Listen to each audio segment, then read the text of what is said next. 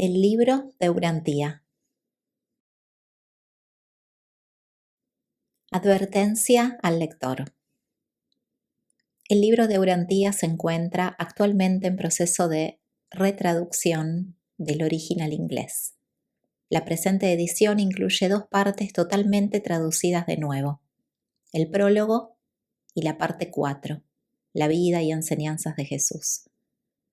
El lector observará por ello una serie de cambios de terminología en relación con las partes 1, 2 y 3, aún no traducidas, como por ejemplo, donación en lugar de auto-otorgamiento, Micael en lugar de Mijael, mundos de las mansiones en lugar de mundos de estancia, el origen centro primero en lugar de la primera fuente y centro, etc.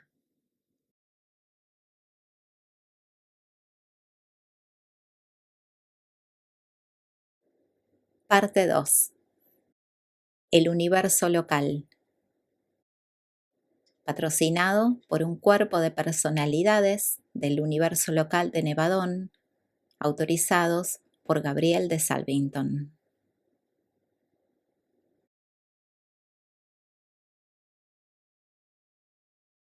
Capítulo 32. La evolución de los universos locales. Un universo local es la obra individual de un hijo creador de la orden paradisíaca de los Micaeles. Reúne 100 constelaciones, cada una de ellas compuesta por 100 sistemas de mundos habitados. Con el tiempo, cada sistema contendrá aproximadamente 1000 esferas habitadas. Estos universos del tiempo y del espacio son todos evolucionarios. El plan creador de los Migueles del Paraíso siempre sigue su curso a través de un desenvolvimiento gradual y desarrollo progresivo de las esencias y capacidades físicas, intelectuales y espirituales de las múltiples criaturas que habitan las variadas órdenes de las esferas, comprendidas en ese universo local. Urantía pertenece a un universo local cuyo soberano es el Dios hombre de Nevadón, Jesús de Nazaret y Miguel de Salvington. Y todos los planes de Miguel para este universo local los aprobó plenamente la Trinidad del Paraíso antes de que se embarcara en la suprema aventura del espacio.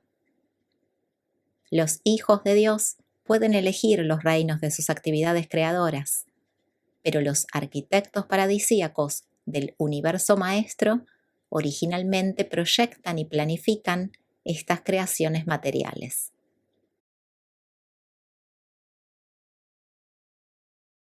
1. La aparición física de los universos.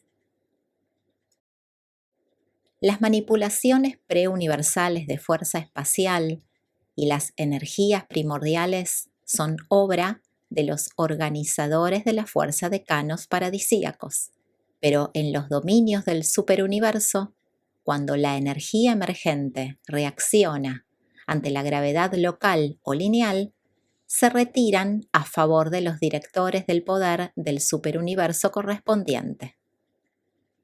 En la creación de un universo local, estos directores del poder funcionan solos en la fase prematerial y en las fases posteriores a la fuerza.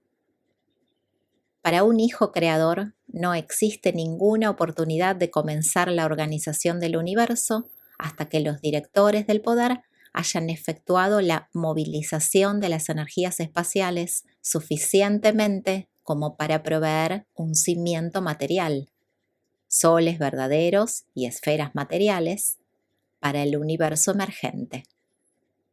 Todos los universos locales son aproximadamente del mismo potencial energético, aunque se diferencien muchísimo en sus dimensiones físicas y puedan variar de vez en cuando en el contenido de la materia visible. La carga de poder y la dote de materia potencial de un universo local están determinadas por las manipulaciones de los directores del poder y sus predecesores, así como por las actividades del Hijo Creador y por el don del control inherente físico poseído por su asociada creativa. La carga de energía de un universo local es aproximadamente de un 100.000º de la carga de fuerza de su superuniverso. En el caso de Nevadón, vuestro universo local, la materialización de la masa es un poco menor. Hablando del aspecto físico, Nevadón posee la entera dote física de energía y materia que se puede hallar en cualquiera de las creaciones locales de Orbonton. La única limitación física de la expansión del desarrollo del universo de Nevadón consiste en la carga cuantitativa de energía espacial, sujeta por el control gravitacionario que ejercen los poderes y personalidades asociados del mecanismo universal combinado. Cuando la energía materia ha alcanzado cierta etapa en la materialización de la masa, aparece en escena un hijo creador paradisíaco, acompañado por una hija creativa del Espíritu Infinito. Simultáneamente con la llegada del Hijo Creador, comienzan las obras para construir la esfera arquitectónica destinada a ser el mundo sede central del proyectado universo local. Durante prolongadas eras, esa creación local evoluciona.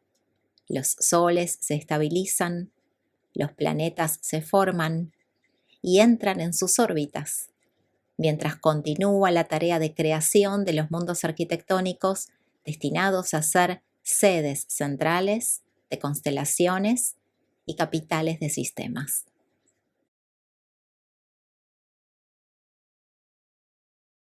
2. Organizar un universo. Los hijos creadores van precedidos en la organización del universo por los directores del poder y otros seres originados en la tercera fuente y centro. A partir de las energías del espacio, previamente organizadas de esa manera, Miguel, vuestro hijo creador, estableció los reinos habitados del universo de Nevadón, y desde entonces siempre ha estado dedicado concienzudamente al gobierno de los mismos. A partir de la energía preexistente, estos hijos divinos materializan la materia visible, proyectan las criaturas vivientes y con la cooperación de la presencia universal del Espíritu Infinito, crean un variado séquito de personalidades espirituales. Estos directores del poder y controladores de la energía, que en la tarea física preliminar de la organización del universo precedieron con mucha antelación al Hijo Creador, posteriormente sirven en magnífico enlace con este Hijo del Universo, compartiendo para siempre el control de aquellas energías que organizaron e incorporaron en los circuitos. En Salvington todavía están funcionando los mismos 100 centros del poder que cooperaron con vuestro Hijo Creador en la formación original de este universo local.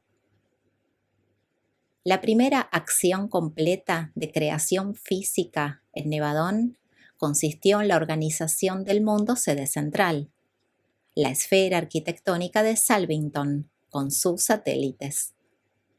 Desde el momento de las acciones iniciales de los centros del poder y los controladores físicos, hasta la llegada del personal vivo a las esferas completadas de Salvington, mediaron un poco más de 1.000 millones de años de vuestro tiempo actual planetario. Después de la construcción de Salvington, inmediatamente siguió la creación de 100 mundos sede central de las proyectadas constelaciones y de 10.000 esferas sede central de los proyectados sistemas locales de control y administración planetaria, conjuntamente con sus satélites arquitectónicos. Tales mundos arquitectónicos son diseñados para dar cabida tanto a las personalidades físicas y espirituales, como también a la morontía mediadora o estados de transición de la existencia. Salvington, la sede central de Nevadón, está situada en el centro exacto de la masa-energía del universo local. Pero vuestro universo local no es un único sistema astronómico, pues existe un sistema de gran tamaño en su centro físico. Salvington es la sede personal de Miguel de Nevadón, pero no siempre se le encuentra allí.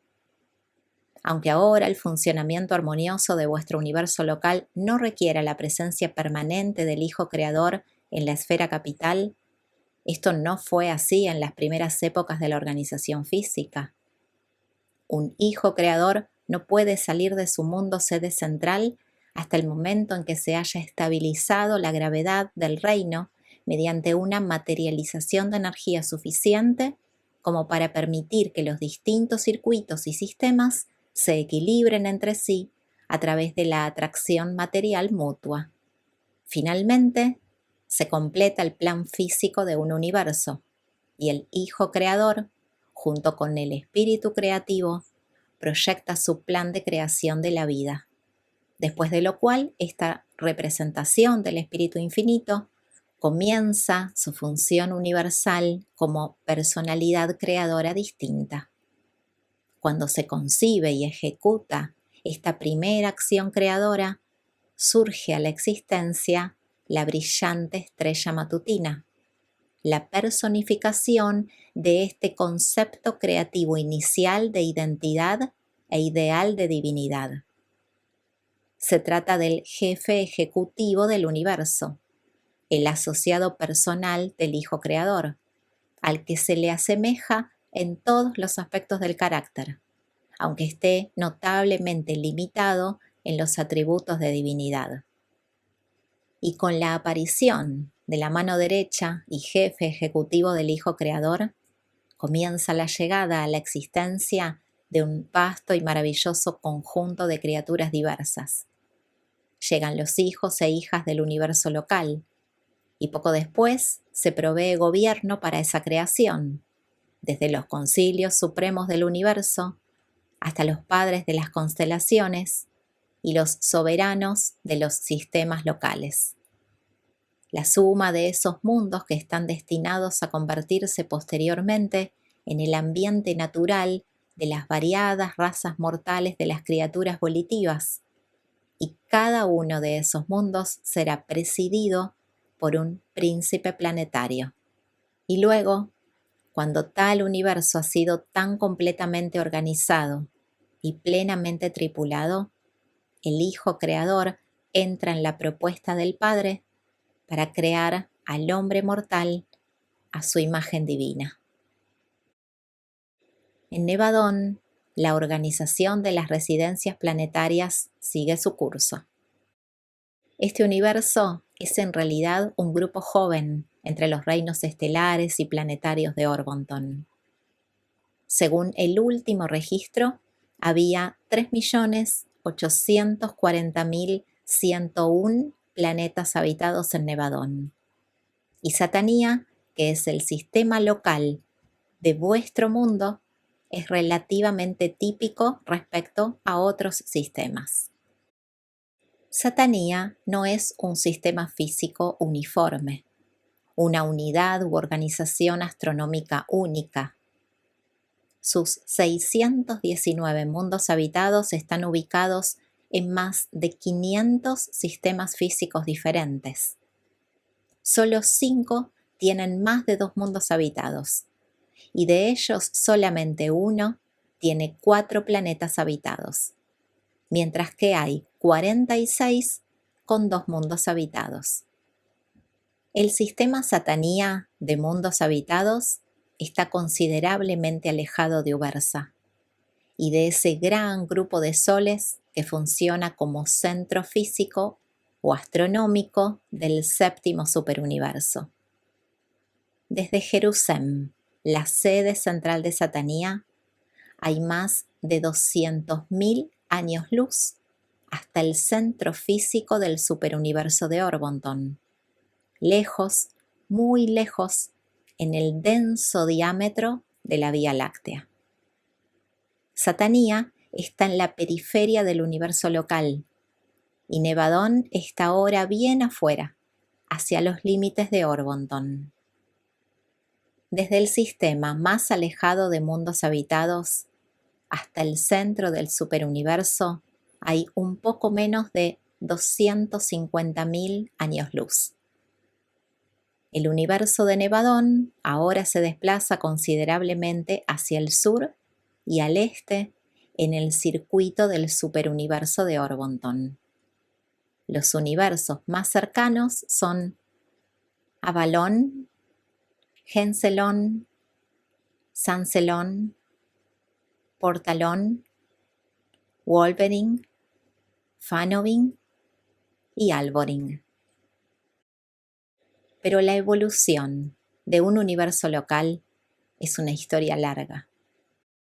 Los documentos que tratan sobre el superuniverso presentan el tema. Lo continúan aquellos documentos de esta sección referidos a las creaciones locales. Completan las narraciones los que siguen tocando el tema de la historia y el destino de Urantía. Pero vosotros podéis concebir adecuadamente el destino de los mortales de una creación local como esta únicamente con una cuidadosa lectura de las narraciones de la vida y enseñanzas de vuestro Hijo Creador cuando vivió la vida del hombre, en semejanza de la carne mortal, en vuestro propio mundo evolucionario.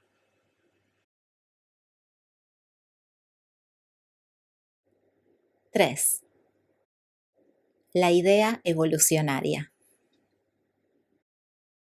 La única creación que está perfectamente establecida es Abona, el universo central, que fue hecha directamente por el pensamiento del Padre Universal y la palabra del Hijo Eterno.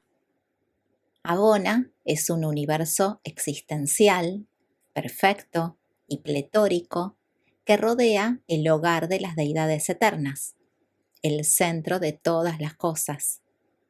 Las creaciones de los 7 superuniversos son finitas, evolucionarias y uniformemente progresivas.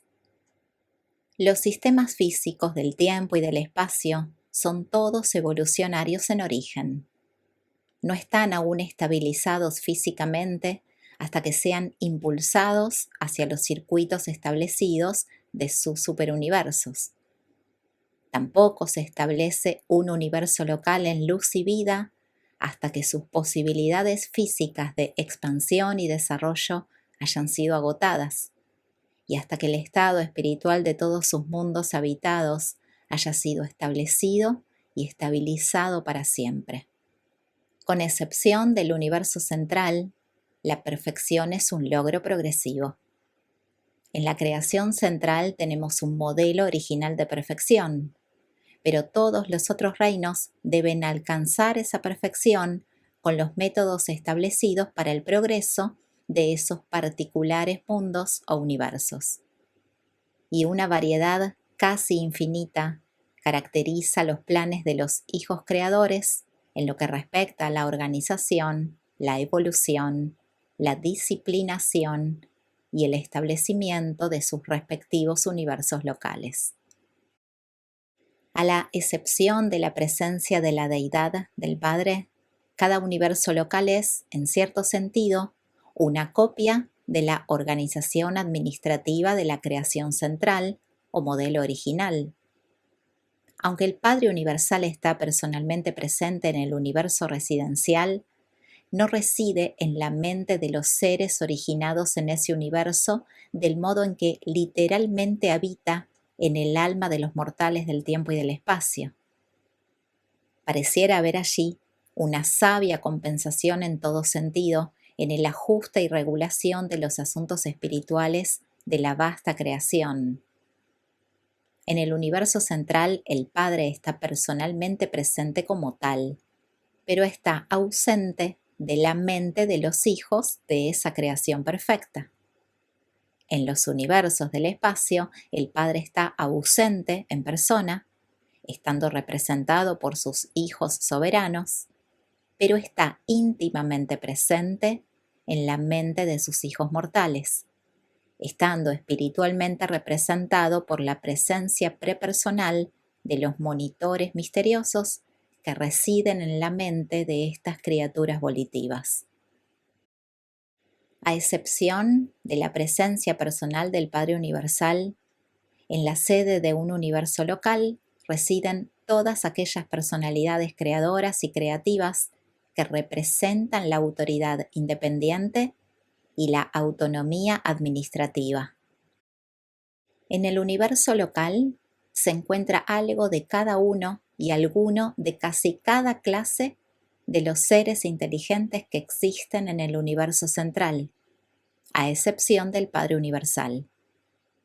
Aunque el Padre Universal no está personalmente presente en un universo local, está personalmente representado por su Hijo Creador, primero vicerregente de Dios y posteriormente gobernante supremo y soberano por derecho propio.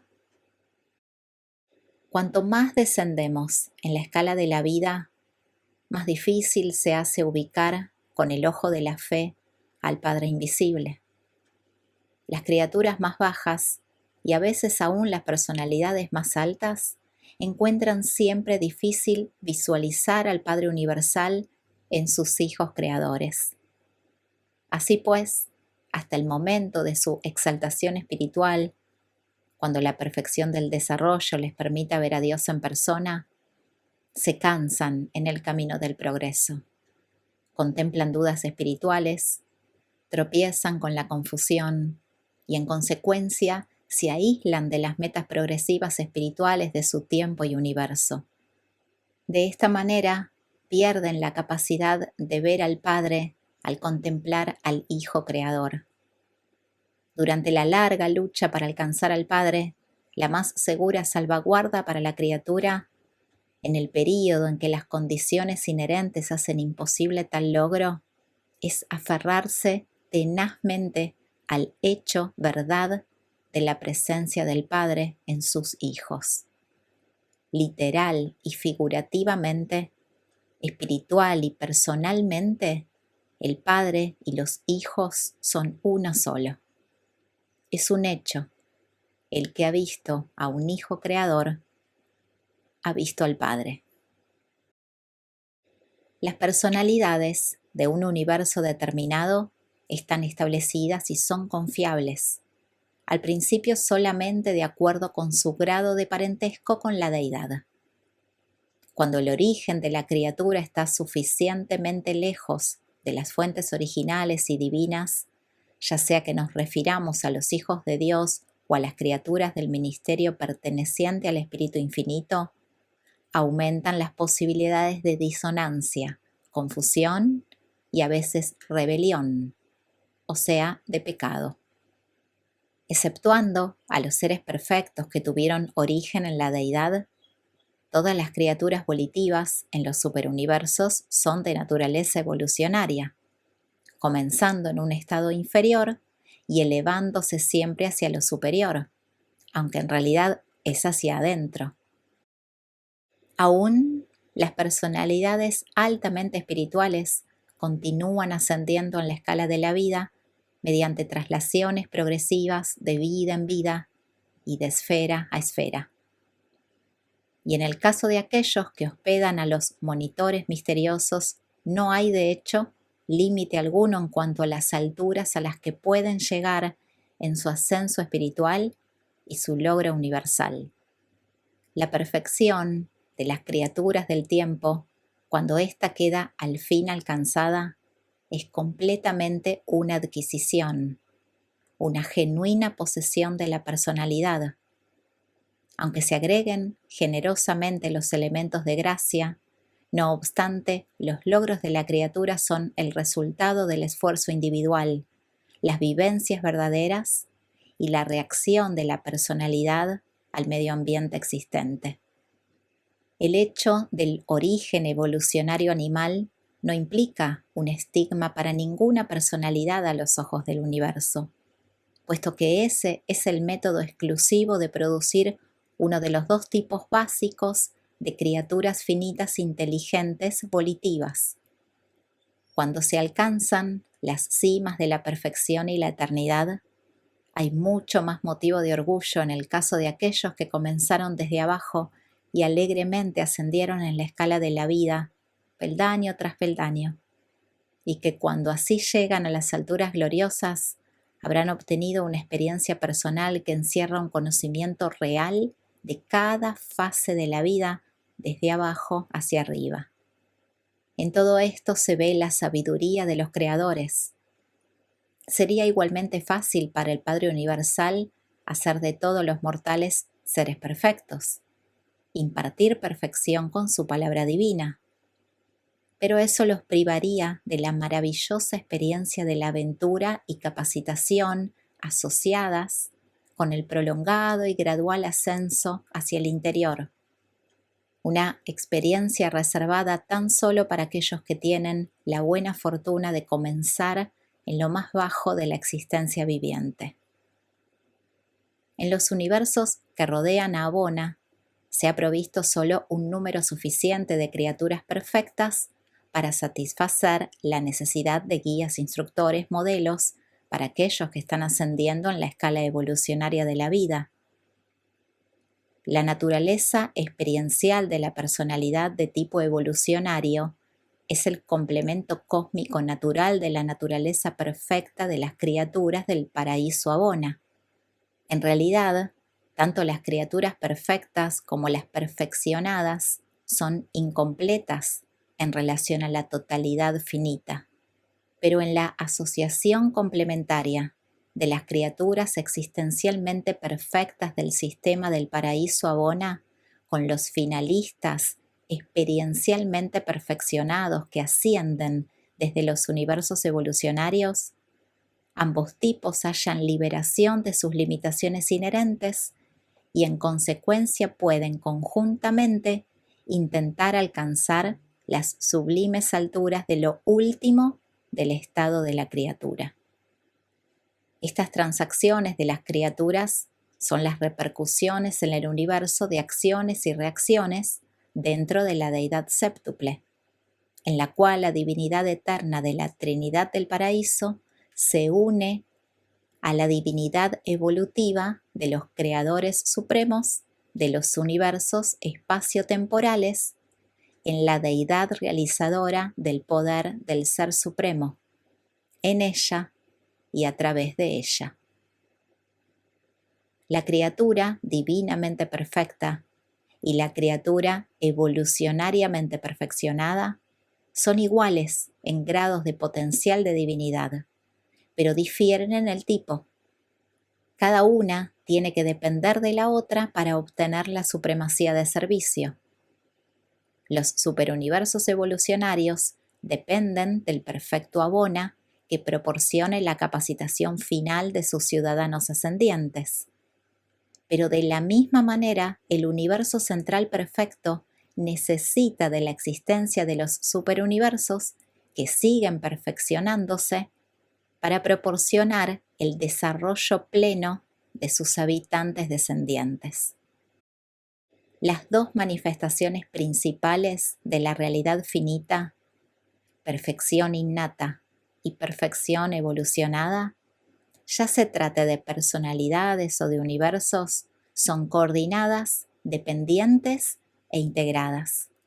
Cada una necesita que la otra logre el cumplimiento de sus funciones, su servicio y su destino.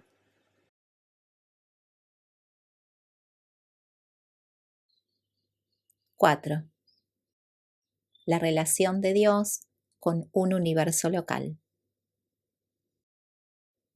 No abrigues la idea de que, debido a que el Padre Universal ha delegado tanto de sí mismo y de su poder a otros, es un miembro tácito o inactivo de la asociación de las deidades. Aparte de los dominios de la personalidad y del otorgamiento de los ajustadores, aparentemente es el menos activo entre las deidades paradisíacas, ya que permite a los que son sus iguales en deidad, sus hijos y a muchas inteligencias creadas funcionar tan considerablemente en la realización de su propósito eterno. Es el miembro silencioso del trío creativo solamente en el sentido de que nunca hace nada de lo que pueda hacer cualquiera de sus asociados, coordinados o subordinados.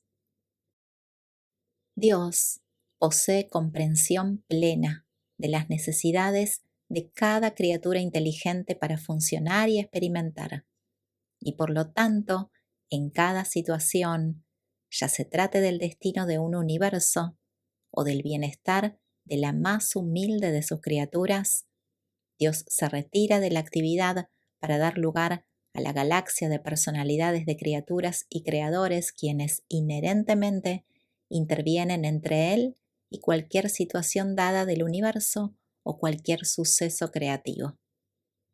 Pero a pesar de ese retiro, esta exhibición de coordinación infinita, hay de parte de Dios una participación real, literal y personal en estos eventos, por estas agencias y personalidades prescritas y a través de ellas.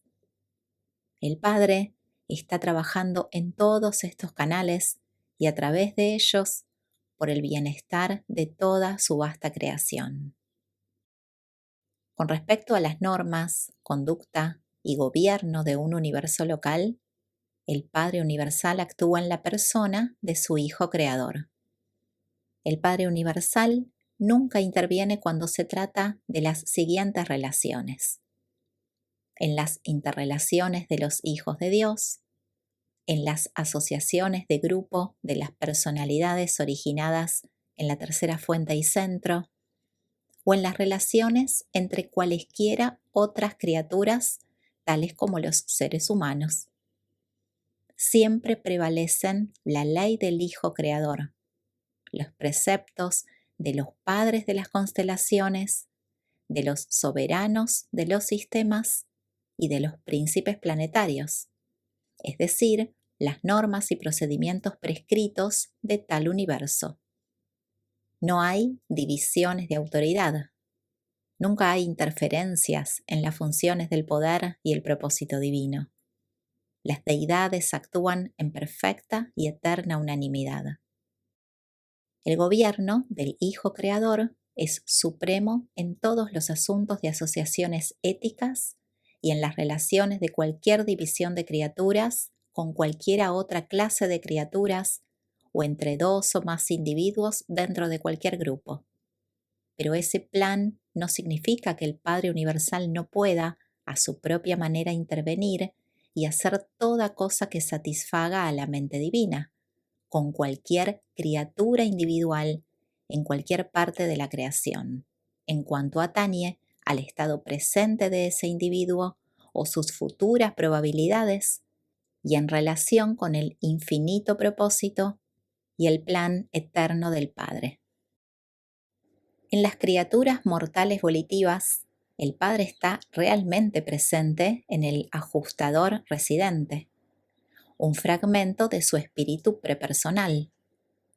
El Padre también es la fuente de la personalidad de tales criaturas mortales volitivas.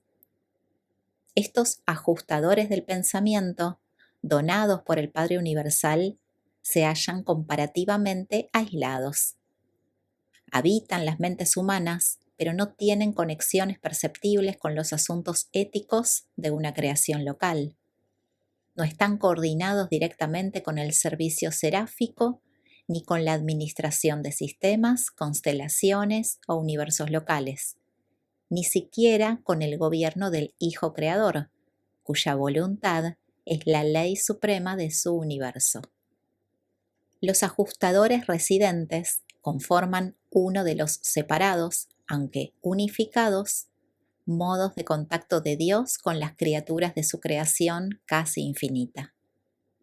Así pues, Él, que es invisible para el hombre mortal, manifiesta su presencia Y si pudiese hacerlo, se nos revelaría de otras maneras, pero esa revelación adicional no es divinamente posible.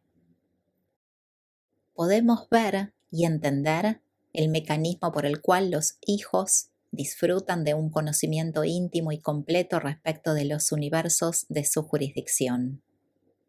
Pero no podemos entender completamente los métodos por los cuales Dios está familiarizado tan completa y personalmente con los detalles del universo de los universos, aunque podamos por lo menos entender la avenida por la cual el Padre Universal puede recibir información referente a los seres de su inmensa creación y también manifestarles su presencia.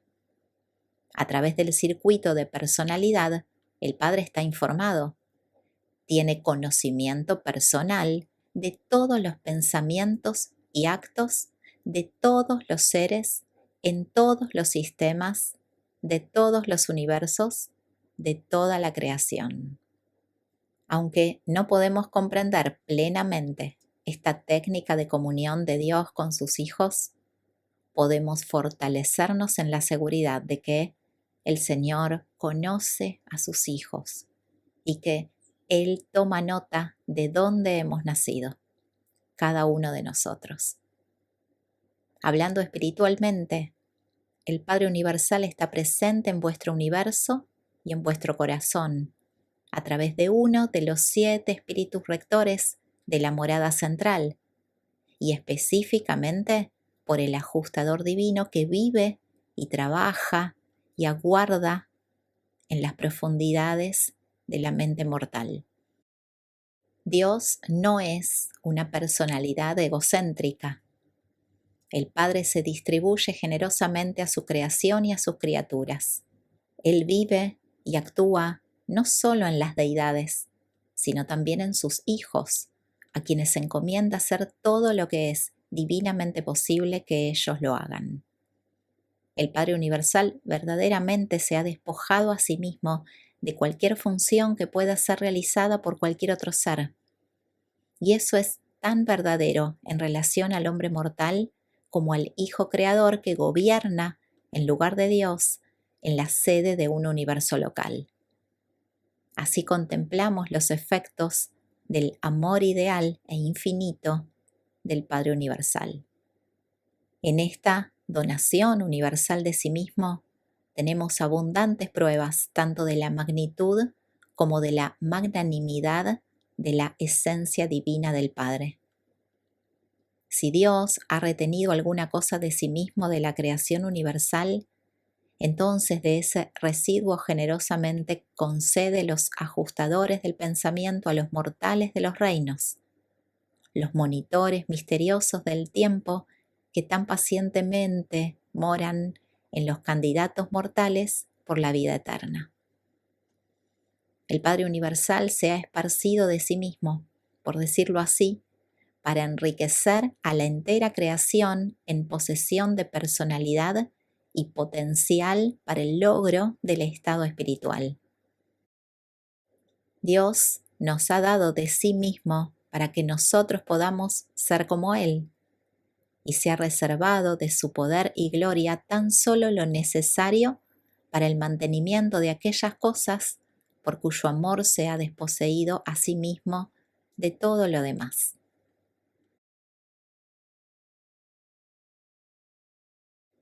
(5) El propósito eterno y divino.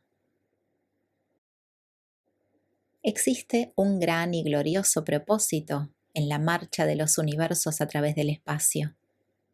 Todas vuestras luchas mortales no son en vano. Todos nosotros somos parte de un plan inmenso, una empresa gigantesca, y es la vastedad de esa empresa la que convierte en imposible poder ver mucho de ello en un determinado tiempo y durante una vida cualquiera. Todos formamos parte de un proyecto eterno que los dioses están supervisando y efectuando. Majestuosamente la totalidad del mecanismo universal sigue su marcha a través del espacio al compás de la música del pensamiento infinito y el propósito eterno de la primera gran fuente y centro. El propósito eterno del Dios eterno es un ideal altamente espiritual. Los acontecimientos del tiempo y las luchas de la existencia material no son otra cosa que el andamio transitorio que tiende un puente hacia el otro lado, hacia la tierra prometida de la realidad espiritual y la existencia celestial. Por supuesto que vosotros mortales halláis difícil de captar la idea de un propósito eterno. Vosotros sois virtualmente incapaces de comprender el pensamiento de la eternidad, algo que no tiene ni comienzo ni fin. Todo lo que os resulta familiar tiene un final.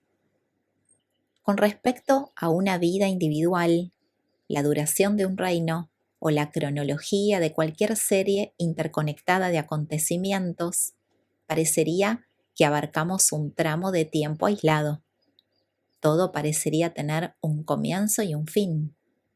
Y pareciera que una serie de tales experiencias, vidas, edades o épocas enlazadas en forma sucesiva constituyeran un camino directo, un acontecimiento aislado en el tiempo que centellea momentáneamente a través de la infinita cara de la eternidad. Pero cuando observamos todo esto desde las bambalinas, surge una visión más plena y un entendimiento más completo que sugieren que tal explicación es inadecuada, desconectada y completamente inapropiada para adecuadamente explicar y de otra manera correlacionar las transacciones temporales con los propósitos subyacentes y las reacciones básicas de la eternidad. A mí me parece más adecuado, para el propósito de dar una explicación a la mente de los mortales, concebir la eternidad como un ciclo y el propósito eterno como un círculo interminable, un ciclo de eternidad de alguna manera sincronizado con los ciclos materiales transitorios del tiempo. En cuanto a los sectores de tiempo que están conectados con el ciclo de la eternidad y forman parte del mismo, nos vemos obligados a reconocer que tales épocas temporarias nacen, viven y mueren, precisamente como nacen, viven y mueren los seres temporales. La mayoría de los seres humanos muere porque, habiendo fracasado en alcanzar el nivel espiritual de la fusión con el ajustador, la metamorfosis de la muerte constituye el único procedimiento posible a través del cual pueden escapar de las cadenas del tiempo y de las ataduras de la creación material, pudiendo así marchar al ritmo espiritual de la procesión progresiva de la eternidad. Habiendo sobrevivido a la prueba de la vida temporal y existencia material, pasa a ser posible para vosotros continuar en contacto con la eternidad, aún ser parte de ella, orbitando para siempre con los mundos del espacio alrededor del círculo de las edades eternas. Los sectores del tiempo son como los destellos de la personalidad en su forma temporal. Aparecen por una temporada y luego se pierden a la vista del ser humano solo para reaparecer como nuevos actores y factores continuos en la vida más elevada del interminable girar alrededor del círculo eterno. No se puede concebir a la eternidad como una línea recta en vista de nuestra creencia en un universo delimitado que se desplaza en un vasto y alargado círculo alrededor de la residencia central del Padre Universal. Francamente, la eternidad es incomprensible para la mente temporal finita. Simplemente vosotros no la podéis entender, no podéis comprenderla. Yo no la visualizo completamente y aun si la visualizara, sería imposible para mí hacer converger mi concepto a la mente humana. No obstante, he intentado lo máximo que está a mi alcance para describir algo de nuestro punto de vista y deciros sobre nuestra interpretación de las cosas eternas. Intento ayudaros a cristalizar vuestros pensamientos acerca de estos valores que son de esencia infinita y significado eterno. Hay en la mente de Dios un plan que involucra a cada criatura de todos sus vastos dominios. Y este plan consiste en un propósito eterno de oportunidades ilimitadas, progreso sin límites y una vida sin fin. Y los tesoros infinitos de esa carrera tan inigualable son vuestros con solo luchar. El objetivo de la eternidad os aguarda. La aventura del logro de la divinidad se encuentra frente a vosotros. La carrera por la perfección está en marcha. Quien quiera lo desee puede correr, y la victoria certera coronará los esfuerzos de cada ser humano que participe en la carrera de la fe y la esperanza, dependiendo a cada paso de la dirección del ajustador residente y de la guía de ese buen espíritu del Hijo del Universo, que generosamente ha sido derramado sobre toda la carne. Este capítulo es presentado por un mensajero poderoso, temporalmente asignado al Concilio Supremo de Nevadón y encargado de esta misión por Gabriel de Salvington.